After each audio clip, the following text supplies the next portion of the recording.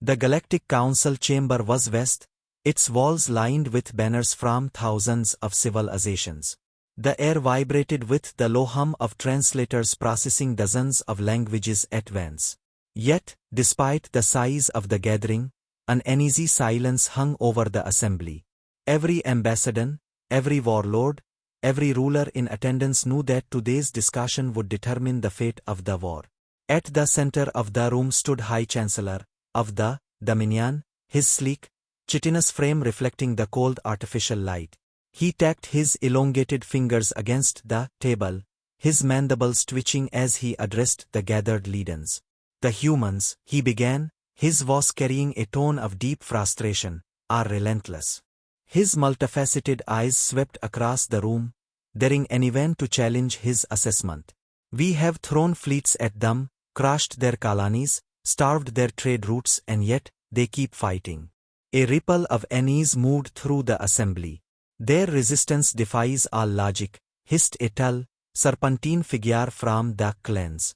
Ambassador called his long body tighter, his iridescent scales catching the light.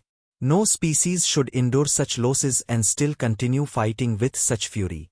It is unnatural. General of the, a towering warlord with a crystalline face that flickered with internal energy, let out a sound akin to grinding stone. It might have been laughter. You speak as if they are irrational. No, they are not. They are determined. He leaned forward, his fingers digging into the table's surface. The Terrans do not fight for survival alone. They fight because war is their test. Defeat does not weaken them, it hardens them. Every battle they lose, they adapt. Every world they see burn, they grow more ruthless. Tell me, how do you defeat a species that sees every loss as fuel? The silence deepened. Clenched his mandibles before speaking again. Then we must strike at the source of that fuel. Their heart. Earth itself. Several murmurs broke out among the gathered leaders. The idea had been considered before, whispered in dark council chambers, but now it was being spoken aloud. The concept was horrifying, but there was no other choice. Earth, repeated a deep, guttural voice from the shadows. A being stepped forward, his massive form barely fitting within the council's ring of light. It was, of the Empire, a reptilian juggernaut whose people had once been warriors before the humans had shattered their fleets and forced them to beg for peace. His yellow eyes narrowed. You do not propose a battle. You propose annihilation. If annihilation is what it takes, said coldly, then so be it. Another ambassador, a thin, willowy creature from the Whale Consortium, shook her head in dismay. You do not understand what you are proposing. You are suggesting that we strike at the very soul of the Terran Republic. There is more than a planet, it is a symbol. If we attack, we must ensure they are utterly destroyed. Because if we fail... She let the words hang in the air. No one needed her to finish.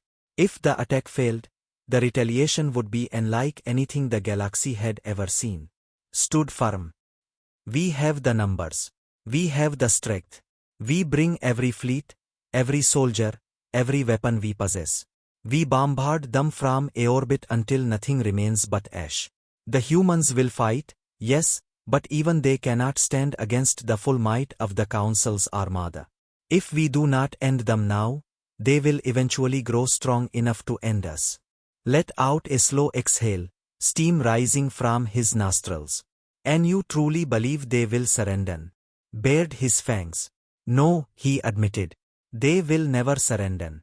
That is why they must be exterminated. A long silence stretched between the gathered leaders. They had spent years underestimating the Terrans. Had assumed the war would be swift. Had believed humanity would accept defeat when it became inevitable. But humanity had done the impossible. Again and again. They had turned defeat into stalemates, stalemates into victories, and victories into vengeance. The Galactic Council had fought 1,000 wars, crushed countless civilizations, but never had they faced an enemy that refused to break. Now, they would end this war the only way possible. Turned toward the central, activating the beta plans. The image of Earth appeared, a jewel surrounded by a web of air-orbiter defenses. Mobilize the fleets, he commanded. Within 3 cycles, we move on Sol. We will burn Earth itself to the ground. No one spoke against him. The decision had been made. The greatest invasion in galactic history was about to begin. The void of space was a silent abyss, vast and endless, but tonight, it was anything but empty. The fleet of the Galactic Council had arrived in Sol, a monstrous armada blotting out the distant stars, thousands of warships gliding through the dark in perfect formation. Their hulls gleamed under the faint light of the system's sun, their weapons primed, engines burning hot. They had come to end the war, to strike at the heart of the Terran Republic, to erase Earth from existence. Aboard the indomitable, Admiral Sophia Carter stood at the bridge, hands clasped behind her back, her gaze locked onto the tactical display before her. The enemy formation was vast, the largest fleet ever assembled in galactic history, an overwhelming wall of destruction creeping closer with every passing moment. The sight of it would have sent most species into a spiral of despair. Carter, however, merely smirked. They brought the whole damn council. Her, Commandant Elias Park, muttered beside her, his voice tight. This isn't an invasion fleet, it's an extermination force. Carter didn't look at him, her eyes calculating, cold. Then they should have brought more ships. A nervous chuckle came from one of the junior officers, but it was clear no one on the bridge truly felt at ease. The odds were staggering. Even with all of humanity's preparations, the sheer scale of the incoming assault was unprecedented. The enemy had learned from their previous failures. This time, they had come in overwhelming force, determined to break humanity's will. But the enemy still didn't understand. Fleet position? Carter asked. All Terran holding formation, came the crisp response from Lieutenant Vega. Air-orbiter defense platforms are online, locked. Dreadnoughts are in stealth mode, awaiting orders. Lunar network standing by. Carter nodded. Everything was ready. The Galactic Council believed this would be a conventional battle, a war of numbers, firepower against firepower. But humanity had never fought that way.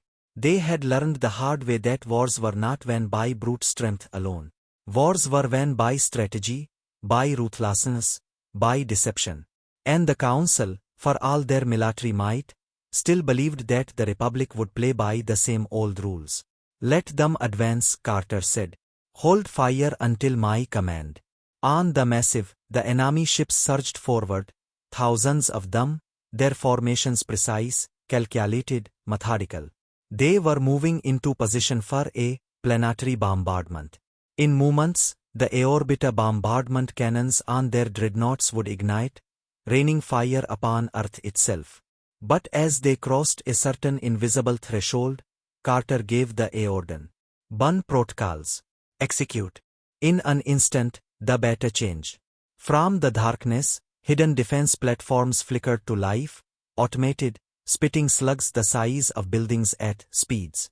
Stealth drones, waiting in silence, activated their engines and screamed forward, unleashing electronic warfare pulses that scrambled enemy targeting systems. The AI dreadnoughts, unseen and forgotten, behind the enemy lines, their massive plasma lenses tearing through unsuspecting Council warships like paper. Chaos erupted. The enemy, so confident in their numerical superiority, suddenly found themselves on the defensive. Entire squadrons blinked out of existence before they could even return fire, their ships shredded by precisely timed strikes. Communications collapsed as AI viruses infiltrated their systems, turning their own targeting arrays against them. Confusion spread like wildfire. Buried beneath the moon's surface, massive, each the size of a city, unleashed their payloads. The kinetic rounds, traveling at a fraction of the speed of light, struck the enemy capital ships with the force of planetary extinction events. Council battleships were reduced to glowing debris, their shields useless against such raw power. The fleet, which had entered the system with confidence, now faced a horror they had never anticipated. Aboard his flagship, High Chancellor of the The minion stared in shock at the beta unfolding before him. "This is impossible," he snarled, his mandibles clicking in frustration. "We outnumber them 10 to 1. But they were prepared, his serpentine form writhing as he observed the carnage. "They knew we were coming. They set a trap."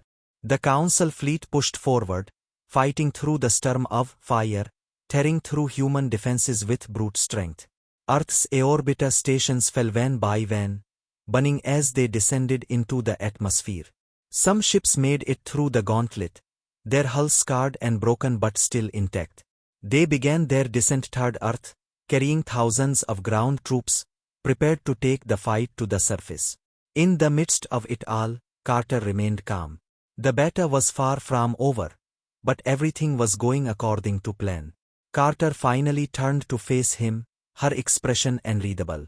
"They think taking Earth will be their victory," she said. "They have no idea what awaits them down there." On the surface, across every continent, millions of Terrans were already mobilizing. Civilians had long since been armed. Entire cities had been transformed into fortresses. Every street, every building, every alley was a death trap. The enemy believed Earth was just another world to conquer. They would soon learn the truth. The sky above Earth burned. Wreckage from shattered warships streaked across the atmosphere like dying stars, their meta-husks consumed by the planet's gravity. From the ground, it looked as though the heavens themselves were weeping fire. But for the Terrans, there was no time to watch, no time to mourn the fallen. The battle was here. Across the continents, alarms blared as enemy dropships tore through the sky, their engines roaring as they descended in waves. The Galactic Council's invasion force had broken through the orbiter defenses, their sheer numbers forcing their way past the ward. Now, their ground troops were landing, deploying in the millions. They came in massive, towering landings, armored behemoths that slammed into the earth like the fists of angry gods. From within, legions of warriors emerged, shock troops with their bladed limbs gleaming, skirmishers slithering forward with plasma rifles humming, war machines stomping across the battlefield like moving fortresses of stone and fire. Admiral Sophia Carter watched it all unfold from a command bunker beneath the ruins of old Chicago. The underground facility, deep within the city's fortified core, was more than just a headquarters, it was a nerve center for the resistance. Holographic displays lit the room, showing every battle line, every street, every incoming enemy force. The entire planet had become a battlefield, and the Terrans were already bleeding. Their landing in every major city, Commandant Elias Park reported, his voice tight with urgency. London, Beijing, New Moscow, Johannesburg, Buenos Aires, all of them are under siege. "Good," Carter said simply, drawing a confused glance from some of the officers around her. "Good," Park echoed. "They think taking cities will make us easier to control," she said, her gaze never leaving the displays. "They don't understand. This isn't their war. This is ours." Outside, the streets of Chicago were an urban nightmare, transformed from a metropolis into a death trap. Skyscrapers had been reinforced with armor plating, streets were laced with hidden explosive traps, and underground tunnels connected every major district, allowing soldiers and civilians alike to move unseen. The enemy had come expecting a traditional ground war, expecting to march through the streets and claim victory by sheer force. But humanity had spent years preparing for this moment. Every home, every shop, every school had become a fortress. And when the first wave of enemy soldiers marched through the ruined streets, the trap was sprung. Sniper fire rained down from windows, cutting down enemy officers before they could issue commands. Landmines hidden beneath rubble exploded, sending warriors flying in bloody chunks. Automated turret systems, disguised within crumbling buildings, activated with ruthless precision, cutting through enemy formations with lethal bursts of gunfire. And then the real battle began. From the underground tunnels, squads of human soldiers emerged, their weapons blazing. The fighting was brutal, up close and merciless. Plasma and bullets tore through the air. Warriors lashed out with limbs, only to be met with shotgun blasts to the face. Skirmishers, quick and agile, tried to weave through the battlefield, but found themselves trapped in alleyways where firebombs consumed them. War machines, to standard weaponry, marched forward, but were ambushed by human engineers wielding rail charges, blasting the titanic constructs apart from below. It was not a battle, it was an execution. The Council had expected resistance, but they had not expected this level of brutality, this level of hatred. The humans fought like demons, like creatures possessed. There was no surrender, no retreat. They fought as if the very idea of defeat was an impossibility. From the command bunker, Carter watched it all unfold, her expression unreadable. They thought Earth would fall in a day, she murmured. They don't realize they've just stepped into the longest war of their lives. On another screen, a distress signal flared from the Council's command ship in A-orbit. He was panicking. Even as his troops landed in waves, the reports coming in were nothing but losses. A transmission request came through. It was him. Carter allowed herself a small smirk before accepting it. The image of High Chancellor flickered into view, his mandibles twitching erratically, his body rigid with fury. "Admiral Carter," he growled. "This is your last chance. Surrender now, and we will spare what remains of your species." Carter tilted her head slightly, feigning curiosity. "Spare us," she echoed. "You still don't get it, do you?" Eyes narrowed. "Your defenses are crumbling," he snapped. "You cannot hold out forever." "Maybe not," she conceded. "But you won't either." Hesitated, but only for a moment. "You cannot win." "We don't need to win," Carter said. "We just need to make sure you lose." The transmission cut out before could reply. The war would not end today. Perhaps not tomorrow. But Carter knew one thing with absolute certainty: humanity would never stop. Every fallen city would be avenged. Every loss would be paid back 100-fold. The Galactic Council had believed they were fighting a species that would surrender when overwhelmed. Instead, they had awakened something far worse. They had awakened the wrath of Earth. The war for Earth had stretched into its bloodiest hours. The cities were now charred battlegrounds, towering skyscrapers reduced to skeletal ruins, streets cracked and burned, littered with the wreckage of war machines and the bodies of the fallen. Smoke choked the skies, mixing with the ash of A-orbiter wreckage still descending from the heavens. The Galactic Council's forces had dug in, their numbers still overwhelming, but their advance had stalled. What was supposed to be a swift extermination had turned into a slow, grinding war of attrition, and the longer they fought, the more they realized the terrible mistake they had made. In the heart of what remained of New London, a squad of Terran Republic soldiers moved through the ruins, their weapons held tight, their faces grim beneath helmets. Captain Darius Holt led the group, his armor battered and burned, his rifle cradled against his chest. They had been fighting for hours straight, with barely any rest, barely any time to grieve the friends they had lost. But there was no room for grief here, only survival. "Command says we've got enemy reinforcements inbound," Lieutenant Vega reported, his voice hoarse over the crackling calms. "Another battalion of shock troops pushing from the north. ETA, 6 minutes. Holt glanced down at his dwindling ammunition count, then up at his team. "We hold," he said simply. Private Kim let out a bitter laugh. "Of course we do." No one questioned him. They had known from the beginning that this wasn't about winning. It was about hurting the enemy, about making them regret ever stepping foot on Earth. Humanity didn't have the numbers, but they had the will, and they had the advantage. Every street had been rigged with explosives. Every building was a sniper's nest. Every sewer, every tunnel, every underground bunker was a death trap waiting to spring. The invaders thought they were fighting for land. The humans were fighting for something far greater. The first shadows of the enemy appeared through the smog, tall warriors moving in perfect synchronization. Their armor gleamed under the flickering fires of the ruined city, their bladed limbs twitching in anticipation of the slaughter. Behind them, Skirmishers slithered forward, their plasma rifles glowing in the dim light. Further back, hulking war machines stamped forward, their massive cannons rotating to unleash hell. "Wait," Holt murmured, raising a fist. His team froze.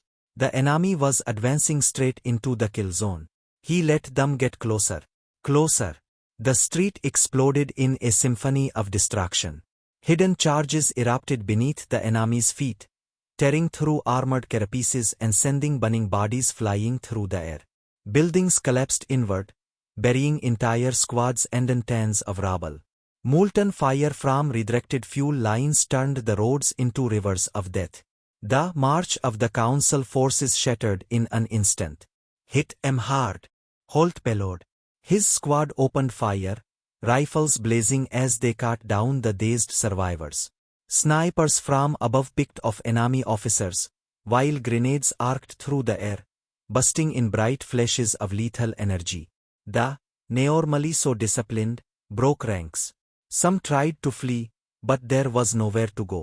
Aboard his flagship, High Chancellor watched the battle unfold with growing horror. His claws dug into the armrests of his command throne, his mandibles clicking in frustration. "This is impossible," he hissed. "We should have broken them by now." His command echoed across the fleet. The Council ships adjusted their positions, aligning for planetary bombardment. Their capital ships, titanic behemoths capable of reducing entire continents to dust, powered up their main weapons. "They're going for total destruction," Park muttered. "Just like you said they would." Across Earth's hidden strongholds, a final command was given. Deep beneath the planet's surface, defense systems powered up. In the asteroid belt beyond Mars, concealed human warships, built in secret, finally activated. On the Moon, the last reserves of the lunar network came online. From the darkness, hidden Terran warships emerged, firing everything they had. Drones swarmed through enemy formations, tearing apart their command ships with ruthless precision. Hackers infiltrated the Council's targeting systems, turning their own aerobatic weapons against them. Stealth bombers, previously hidden within debris fields, ignited engines and struck the enemy's rear lines, devastating their unprotected support vessels. Carter's voice cut through his calms, cold and steady. "You thought we only had what you could see," she said. "You thought you were fighting a desperate species on its last legs. You never realized we've been preparing for this war longer than you have." Expression twisted in fury, but before he could respond, his flagship rocked violently. A final strike from a hidden, fired from deep within Earth's crust, shattered his vessel in an instant. The High Chancellor of the Dominion was reduced to atoms, along with his dreams of conquest. Across the system, the remaining Council forces faltered. Their leadership was gone, their fleets in disarray, their armies in retreat. Van by van, they abandoned their positions. The great invasion of Earth, meant to be a swift and decisive victory, had become their greatest failure.